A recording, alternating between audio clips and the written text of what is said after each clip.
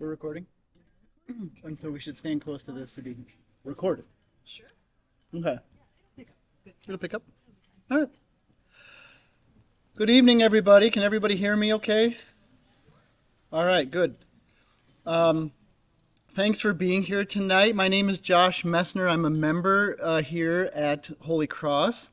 If you're new to Holy Cross, welcome. And if you're not new, welcome. And before I forget, a quick thanks to everyone who prepared food. It's delicious, so let's, let's say thanks. I'm going to introduce our guest speaker here, Peter, in just a second, but I want to share that the program tonight is one of many gatherings we're having and will continue to have in various ways. We're having conversations around our radical hospitality, meaning, what is Holy Cross doing really well to welcome people from all kinds of places and spaces, and where are some places where we want to grow our hospitality and maybe increase what we're doing. And part of that is the RIC process that you might have been hearing about, the Reconciling in Christ process, which is evaluating our official out-facing welcome statement and the pieces around that as well. Tonight we're joined by Peter Tchoryk, not the bassist of the Monkees, but a friend of ours from the Dexter community. Sally and I and our family live in Dexter. We got to know Peter through an Episcopal church there, St. James. He is an engineer in town.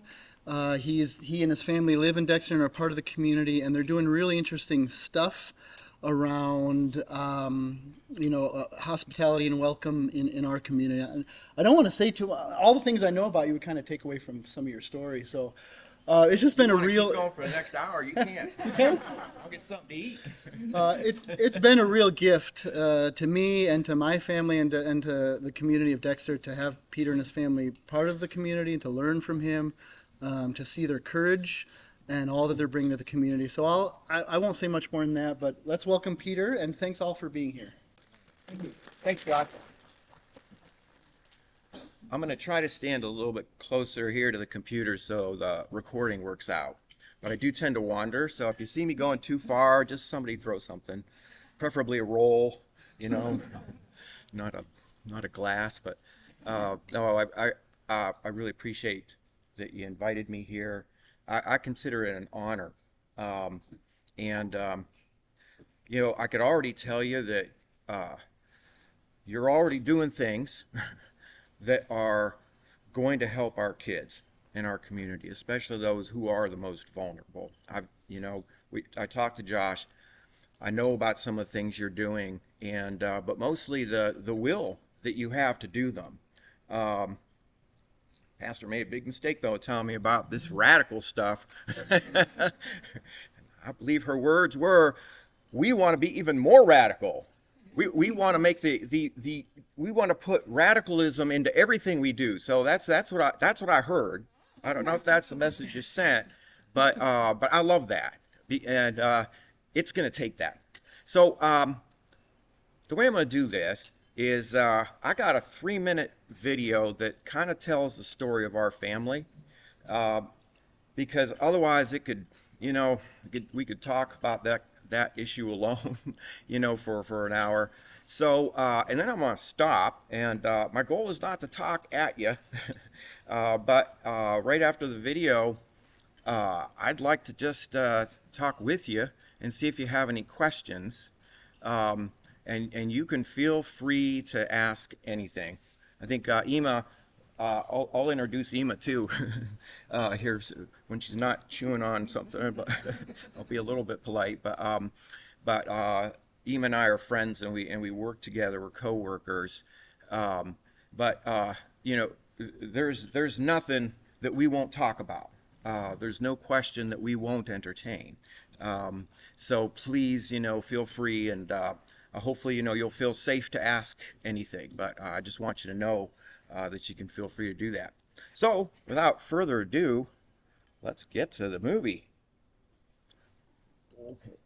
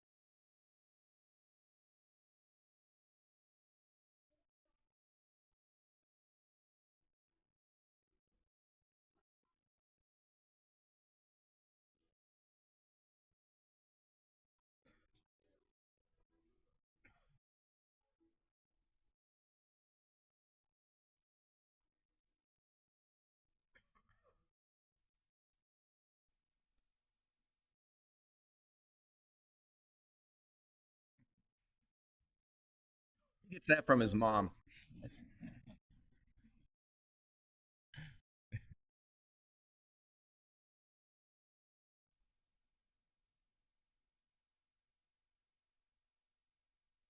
Can't remember what else I have here on the end. Let's just see. I think that's it. There you go. Okay.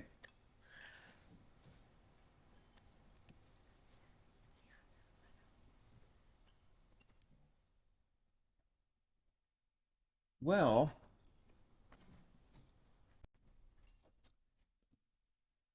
yeah, that kind of takes me back. Watching that too. Sometimes you forget what you go through. It's probably one of those things to protect us, so we don't remember some of the things we went through. Um, but it's very true that unless we go through stuff, I don't think we can be the best person we can be.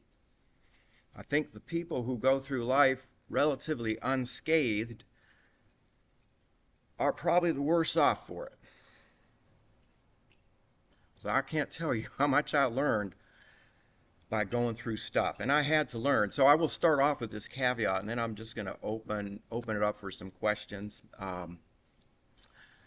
But I'm the most uniquely unqualified to talk about any of these things.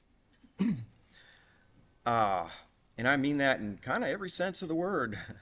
I have not been a lifelong advocate.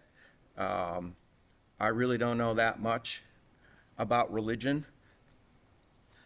I really don't know that much about LGBTQ people, or at least I didn't. Um, and I didn't know enough about how much it takes to make a difference in this world. I would always describe myself, I guess, as sympathetic, but there's a big difference, and I think you all here appreciate that maybe more than most, that it takes a radical attitude to make changes in this world because we are up against radical forces. And I could tell you what we're doing now is not nearly enough. So, we'll get a chance to talk about that a little bit more, but I do want to, you know, make you feel safe enough that you can ask questions. So I'm just going to let you line up and no. So I'll give it a few minutes silence if you want. Let's see if anybody's brave enough to start this off. Yes. I'm not familiar with the guideline changes for the state of Michigan. That I assume it was a forum group that they were talking in. What can you expand on that a little bit? Sure. Um, Did they make any change? I'm not sure if the changes were even made or what, where that those stand. Yes, and hopefully everybody heard your question. I think they did, but the question about the guidelines, and indeed that was the State Board of Education meeting room. They have monthly meetings, and they're responsible for overseeing basically the resources and information that our state provides to all public schools. And you know, uh, our family story, started about 10 years ago now, um, and I could tell you that a lot has changed in 10 years because there was very little information 10 years ago. Um, and even 5 6 years ago when we were pushing for this guidance, there was still almost no information in schools, and so um, many schools were struggling with kids who were identifying according to a different gender, and of course they've always been struggling with how to deal with challenges of kids who identify with different sexual orientations, and they were asking for help. And in our school district, which is Dexter, which I'll tell you, um, there are a lot of folks there are heroes. They went out of their way to learn. But we were all lacking information. So the guidance that was brought up was meant to give just the basics about how trans kids and LGBTQ kids can be supported in schools. Very basic stuff. You know, it was all of about 10 pages, but lots of references, lots of sources. And it was meant to go out to all public schools. And this was the, you know, kind of my first exposure to, on TV when you see, people screaming and yelling and, you know, pounding their fists on the table kind of thing, and kids having to walk through, a sea of people who are condemning them, and anyone who supports them. It's something to witness, and that's what we went through on that guidance. And we were fortunate that there was enough folks on the school board that voted to approve it, and it was sent to every public school. So it's still available, and it's a game changer. I mean, I can't even tell you, how many kids' lives it saved, but it did. And so some of the lessons, from that experience are kind of what I'm going to, speak to you more about when we talk about how to work together to, to make this world a safer place for our kids. And I have references to the website that I'm on is called embrace.today, and it's kind of just like our family blog, but I have a lot of resources you can look up that talk about everything we went through, and then a lot of useful resources, that explain what it means to be transgender or LGBTQ, the guidance that's out there, and all the statements by medical organizations. There's a lot of information you can find, and that's one of them.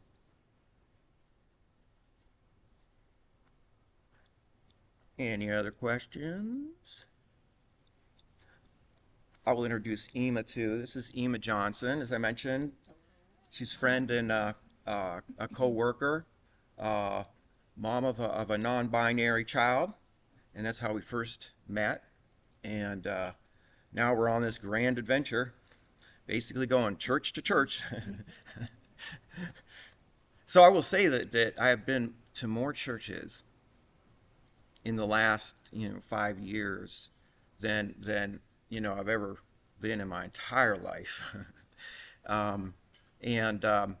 Our story actually begins when we were headed to Easter Sunday worship. I'll tell you a little bit about how our son explained that he was transgender. Let me ask you this, and you can just do this by a show of hands. But how many people are familiar with I would say just LGBTQ issues, or transgender in particular, and then also trans kids, because many people are more familiar with trans adults. But how many people would say they have a decent working knowledge? Or let's say like any working knowledge, like any. Yeah.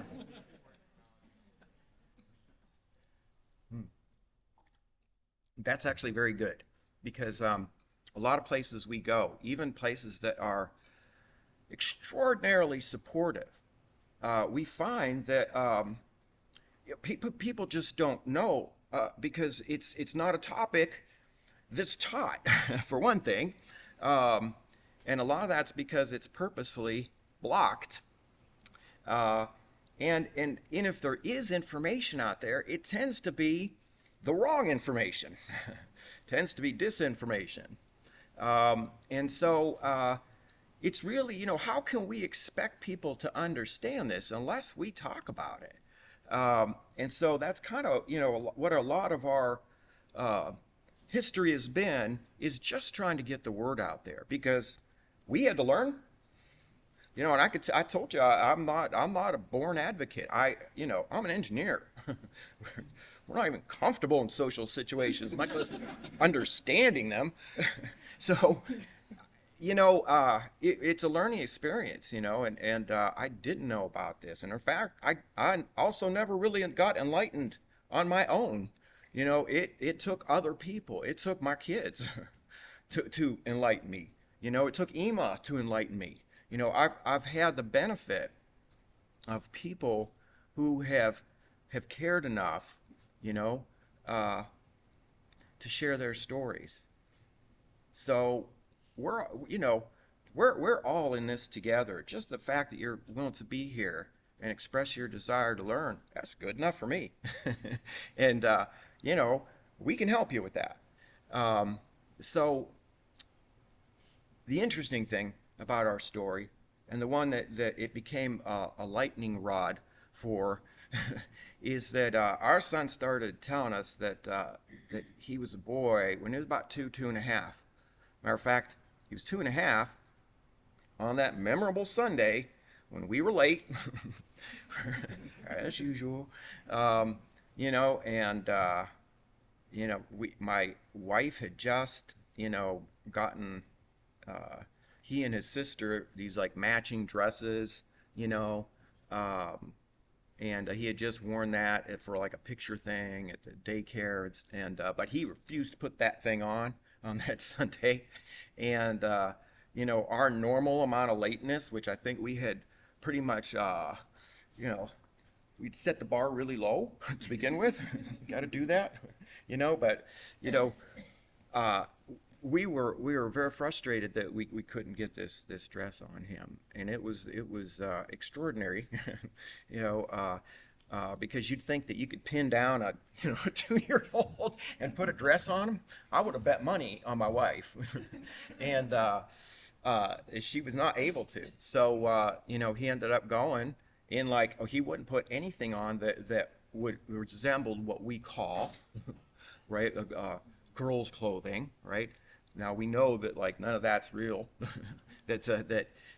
But in his mind already, he kind of got by 2.5 what we mean, when we call somebody a girl and we call somebody a boy. He already figured that out, as all kids do around that age. That's when they sort of figure out things about identity. And if something's not matching up, this is when it turns out they say something. Or at least they try to. And we were just fortunate that our son, was really good at that, and didn't stop and didn't give in, and so we're fortunate in a lot of things. We're also fortunate that he identified extremely strongly as boy. So we'd say he's transgender because he does have, again, kind of the characteristics and desires that we typically associate with boys. But, I usually say something in the beginning about that because, it's because he played football, right? Or, did other things that you'd think of when you talk about boys. That's not why, his transgender, that's just, those are things that he did like on his own, but suffice to say, we had to learn, that this is real. And to this day, that's what we're fighting, is this conception that either we're lying or we're child abusers, or our kids are, mentally ill, or there's a conspiracy and it involves, global effort through pizza shops to... You get where I'm going with that, right? And so, when I stand here, it's one thing, to defend his humanity, to defend their humanity. It's another thing when someone else, someone who's going through it, has to defend their own humanity. And, there are many parallels, and you'll see some of the things I've written, on our webpage there, the blog, it's in our minds, it's no different than what black people are still going through today. The struggles can't be compared to people, but the oppressors can. And the things that drive the oppressors, we must look at what the roots are to that oppression. And it turns out they come from the same place. So we've been trying very hard to educate people, because we know that is one of the keys, right? We will never get anywhere. And we had started to make some progress, but everybody knows the word backlash, backsliding, backlash. It's never good, right? It means that as soon as we make some progress, that the oppressors come out even stronger than before.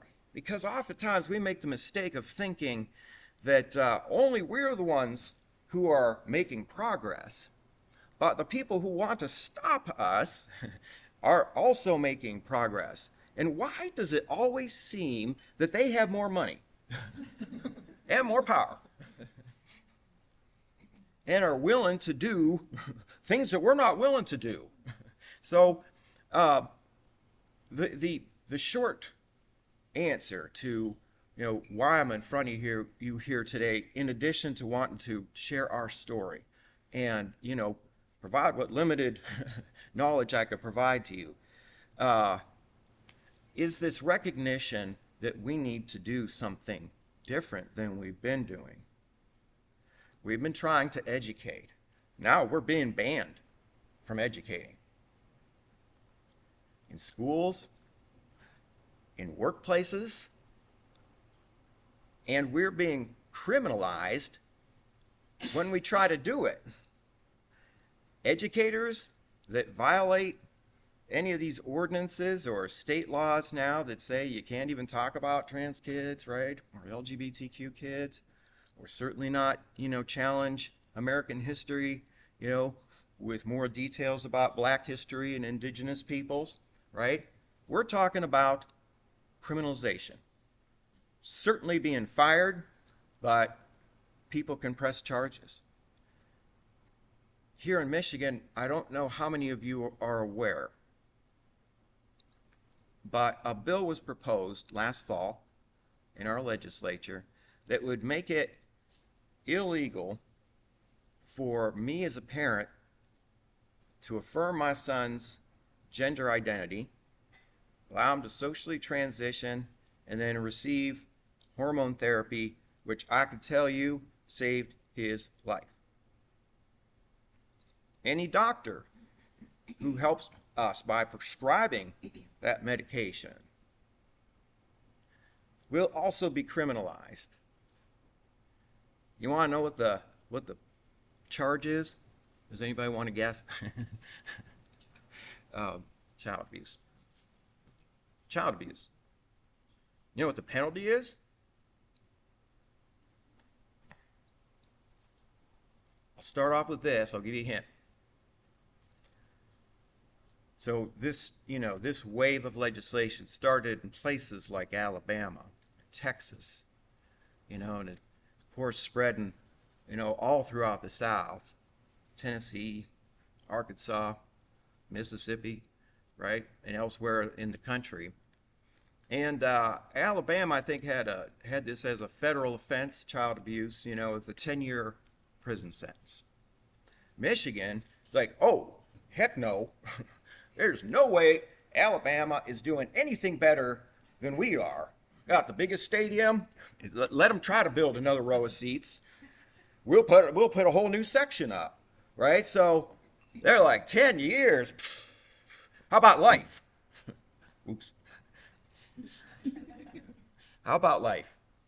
How about life? So that's what they did. Potential sentence is life imprisonment for me. And the child will be, of course, taken away from the family. So what we're doing is not working. You know, that will not be passed here as long as Republicans don't have the governorship and own the state house.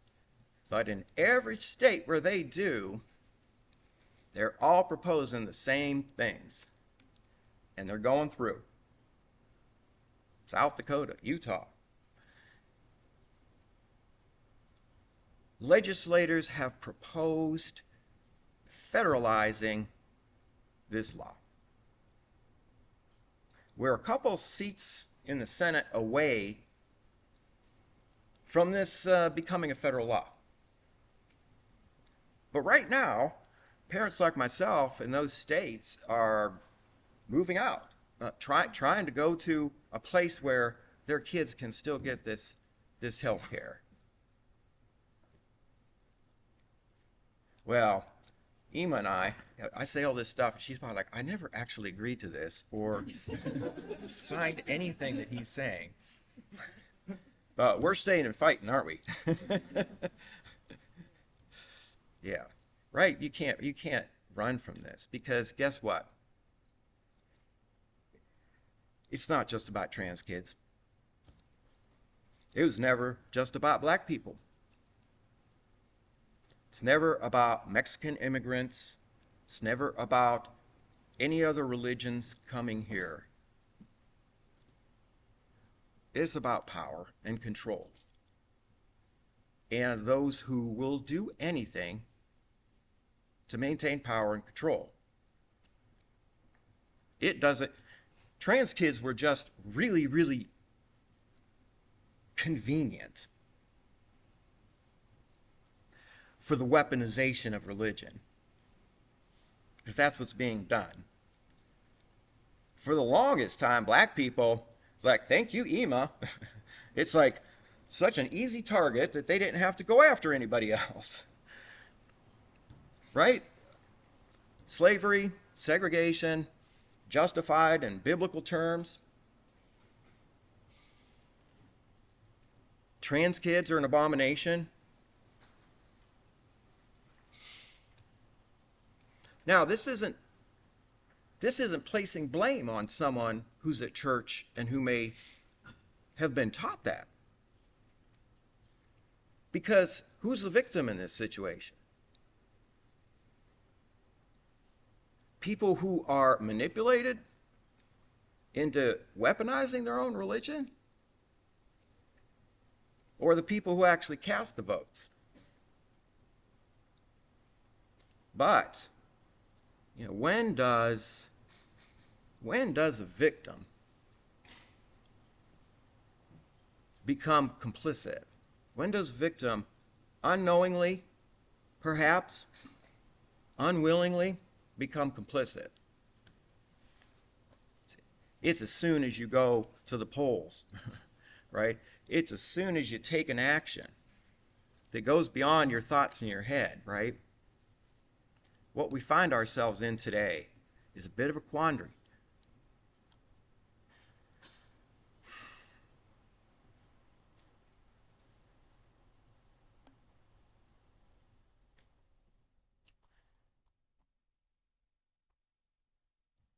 I've tried thinking of any possible way to make this world a little bit safer for our kids. I will stop there because we've got a question. Thank goodness. Plus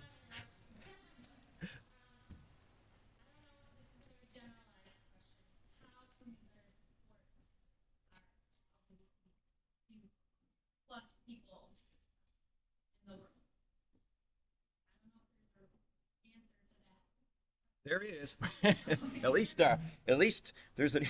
I'll give you my answer, but and Ema, give her the $5 for seeding that question. You know, because this is sort of the awkward part, and why I consider you all kind of part of a focus group in some respects, because I have not shared this part of our message before tonight with the outside world. It's poor Ema's been the only one that's had to listen to me rail on and on about this. But not only is there a lot you can do as a church body, not only is there a lot you could do in addition to what you're already doing, which is more than 99.999% of the other congregations in the world. I could tell you that. It is, there's no doubt about that.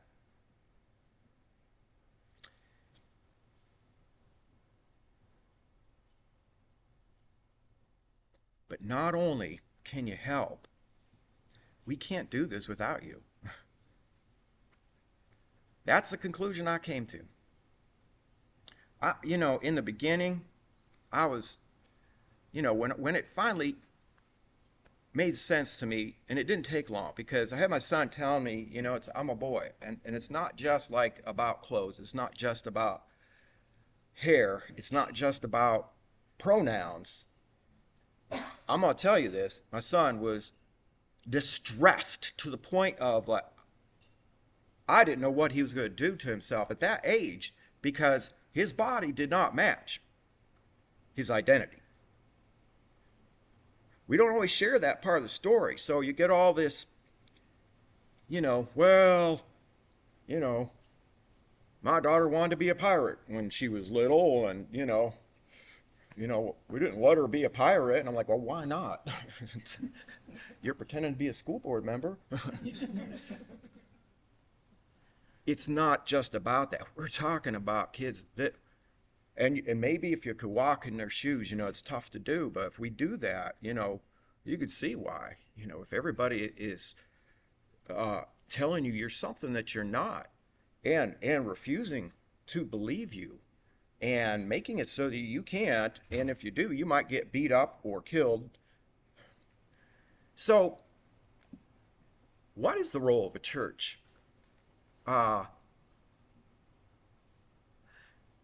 went down this sidebar, early on, because my son, when he was just a little bit older, still in elementary school, came back from school one day and said, he wants to be like Martin. And I'm like, please tell me Martin is not the really mean kid at school, or one that likes to set fires or something like that. And he's like, the one that had the dream. So they had just studied, Martin Luther King and the dream speech and those types of things, and I'm like, oh, that's cool. You guys are on a first name basis already, but it led me, to do a deeper dive into that, because at his age and with what he had already gone through, it resonated with him. And I had to learn, I really didn't know. I knew such a superficial amount about the African American freedom movement, civil rights movement. But once I learned, once I saw, I couldn't unsee that. And it was that Martin Luther King preached the social gospel. Always had. Fireball of a little kid, 14 years old, wrote a paper saying that, that it's ridiculous to talk about, pulling things out of the Bible and trying to interpret them literally, in regards to hurting other people, right? That part of his message did not resonate well. At the time, it resonated very poorly in white Christian churches in the South and across the country. Not all, but most opposed what he was saying and doing. Everything that happened. Oh yeah, go ahead. I was just going to ask if you could speak to your family's experience with the church. What was that like Yeah. for your son in the transition? So I would say that our experiences with the church have been unbelievably supportive. And a lot of that is due to where we live. We were already going to a church, First Congregational in Ann Arbor, which has a history, of abolitionists, and radical churchin, um, and were fully supportive, embraced us.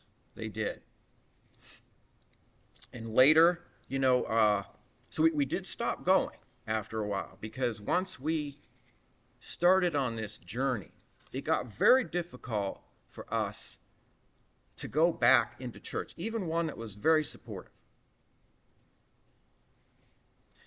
But when we did, we found St. James. Pastor Carol there had, reached out to me and wanted to chat, and St. James became another extraordinarily brave group of people that started the first Pride picnic in Dexter, first Pride anything in Dexter, right? And we're willing to be interviewed in a lot of these state board, hullabaloos that ended up in the news, and we're willing to be quoted in their support for LGBTQ kids. So our history has been remarkable, and like I said, I go to many churches now. Mostly, I'm going to churches who have people who are trying to work within their framework to make changes. So I'm preaching to the choir a lot. But now you are my target demographic. You are my target. I intend to be preaching to the choir, because we can't do this without you. We will never, in my opinion, ever get to a point where we are not driven by racist, bigotry, ideals, or where any progress we make can at any time be completely reversed, and where our future is uncertain as respect to this, because there could come a time when democracy is no more here. That's really hard for most people to accept. Most people are like, eventually we'll win. That's a given. Oh no, we're not far. We're not far from being a theocracy, or at least one in which there is an authoritarian figurehead. Okay? We're not far from that. So we can't continue to think that we're always going to come out on top. So what does that mean for individual churches like yourself? It's 7 o'clock, and I'm going to stop right there, mid-sentence. But you need to gather for the service, right? Is that what time you want me to have, like a 5-minute wrap up here, or 7:30? You got time. 15, 20 more minutes. You'll learn. You shouldn't have said that. I might duck out in 2 minutes to go get some things ready, but don't read anything. All right. You'll learn like Ema had to learn. My family, that they tell me, like, no, cut it off now. Oh, nice. Like, it starts at 7:02. So here's the thing. Religion has always been weaponized. Religion has been weaponized when, before it was cool to weaponize it. Ever since there were, Aztec and Incans and Mayans believing things, there was always somebody who was like, all right, I was just told that you are a lot of trouble, and since you had your eyes on my position, we're going to have to sacrifice you because it hasn't rained in like 3 weeks. There's always been an element. You know why? Because it's the ultimate weapon of humankind. What better way to oppress people and tell them, you better listen to what I say, than like, there's a power up there that's saying that we got to do it this way. And if you don't, not only are we going to try to kill you or persecute you, but you're going to spend, eternity suffering for it. That's really, really effective, it turns out, especially on kids. Which is probably why we have Sunday school. Maybe one of the hidden reasons, right? So what do we do about this? We have not so far been able to stop it. We have not been able to stop it from doing some things that you could easily say have been the worst inhumanities to man, right? Genocide, imperialism, conquest, slavery, segregation, all these things are justified in the spirits of people because they're sanctified through religion. Now, we could say, well, that was when religion and governments were really all intertwined, right? So now that can't possibly happen because we've got separation of church and state. I can't even say that anymore without laughing, right? Because have we ever really had that? How many Supreme Court decisions were made in which, sorry, Ema, y'all are not quite human? And they might have not said that in specific terms, but that's exactly what all the laws represented. Before and after. Before and after emancipation. 1954 was Brown versus Board of Education. 1954. And nobody listened to it. Right? We were faced with the Supreme Court saying one thing and states refusing to do it. So we talk a lot about, Ruby Bridges, the Little Rock Nine, who integrated public schools, right? I tried to talk about this at the state school board meeting, that how could we be doing the same thing over and over again, debating people's humanity? But we are. And I could tell you that right now, the way the Supreme Court is stacked, the number of states that have already passed legislation, which we just can't go and overturn, we've kind of lost a big battle already. The only question now is this battle going to last the next couple years? But are we going to be fighting an underground? Are we really going to be radicals because we'll be criminalized for even saying these things?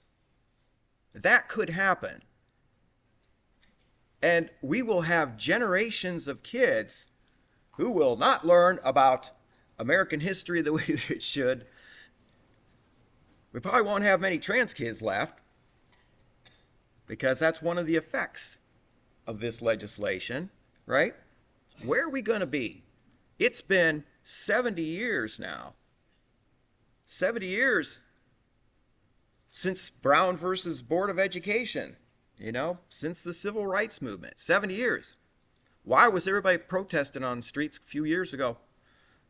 What were all the Black Lives Matter protests about? 70 years, 160 years after emancipation. Do we think we're not going to be fighting these same battles for trans kids 160 years from now? I'm not going to be standing before you 160 years from now telling you the same things, right?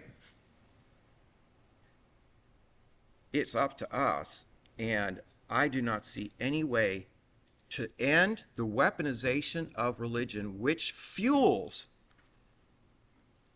all of the nationalistic tendencies in every country around the globe.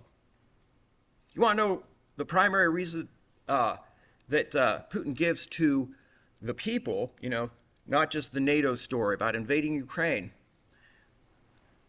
has the Russian Orthodox Church standing right next to him and saying, all that stuff aside, blah, blah, blah, they got pride parades. Enough said.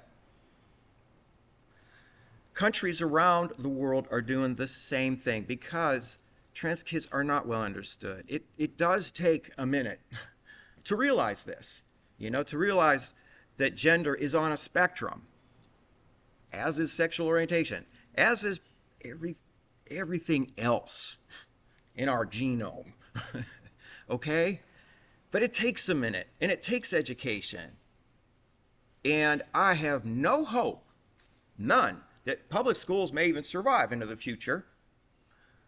I have no hope that we'll be able to do this at an age which is appropriate to talk about differences and to be able to overcome the indoctrination by some churches who fall in line with that rhetoric that condemns other people in the name of God, and the legislators who are only too willing to use that fear and that outrage to vote. We don't need them to take up arms against us. They might. We don't need them to do that.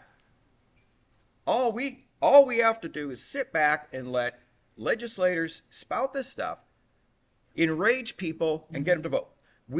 And then whatever gains we make, if they can make some greater gains, if an incident happens that kind of makes people mad, and the people in the middle, right? The people in the middle who are the ones that always decide elections, right? We never win elections 70-30 or 60-40, right? It's 52-48, 51-49. We'll never be safe unless we end the weaponization of religion. And how else are we going to do that? Who else is better prepared, better suited to do this than churches who need to take back this dangerous rhetoric, right? And you're only fighting about 2,000 years of history. So how hard can this be? Okay? But this is what we need to do. Do you know there's busloads of church people coming to these state board meetings? There's a line, oath keepers standing at the doors, those flagpoles that they used at the Capitol, right? This is what our kids had to walk through. Every event that we have, overwhelmed by religious people speaking out against us. Now, we have our advocates, obviously you, right? St. James, Congregational, Church in Ann Arbor. We have our advocates. And that just means there's a lot more burden on you, on us, because we're going to help. I see no future. I see that we have 1 year. 1 year to light a fire under churches to end the weaponization of religion. Right now, if I had to put money on it and, my kid's life, which I am, I'd say that we're going to lose. And we indeed may be doing this in some basement. And there will be no room for my kid, for our kids in this world. That's the urgency that I feel. And I'm an engineer. I don't get this way over stuff. This is... I don't want to have to do this. I shouldn't be doing it. I'm unqualified, uniquely unqualified to do this. Y'all are better qualified than me. So, right? But it's going to take radical stuff. It's not going to come without a price. Especially if we do what we need to be doing. Especially if we start to become successful. Teachers that actually stand up and still have a pride flag in the school when the school's banded, or if they talk to a student, a trans student, help them, give them some resources because they know that these kids are committing suicide. There are influencers, there are social media campaigns that immediately out them and put their name and their address and their cell phones on the internet and incite violence against them. And the doctors.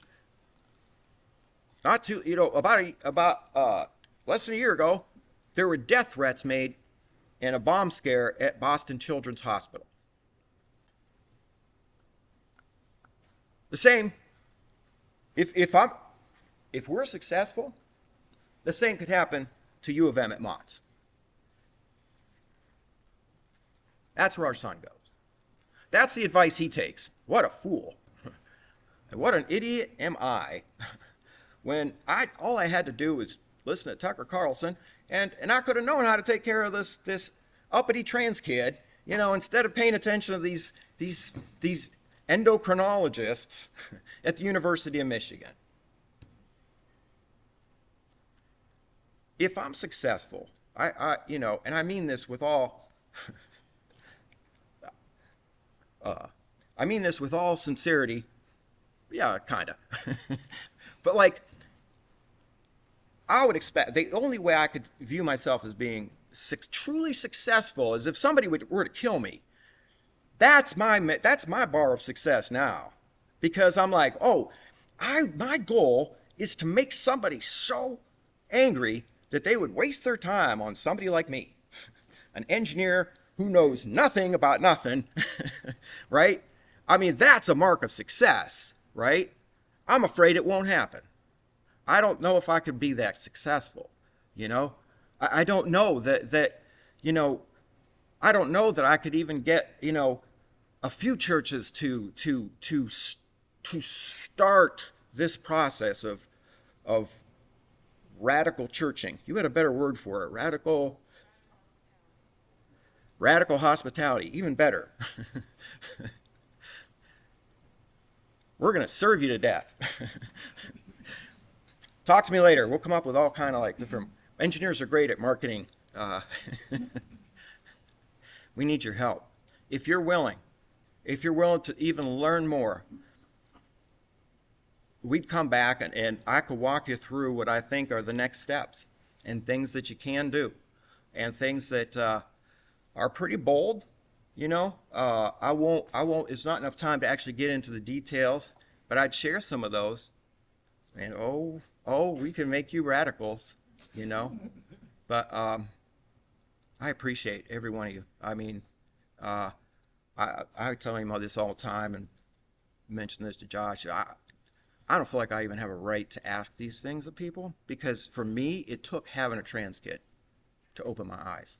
It did, And so I don't want to seem like, I'm placing myself above anybody, because I'm not. It took that. So, if I could loan him out, which keep asking him, can I just loan you out? Then people get it, It's like, well, we'll get a nice schedule going, minimum wage, right? But I needed that. And so how fair is it for me to ask that? But here's what I'm doing. I'm just saying, be better than me. Just be better than me. The bar is really low. Just be better than me. And we could change this world. So thank you. And we'll be here all evening and all week if you want us to come back and talk about this. So thanks for everything you're doing. For worship and just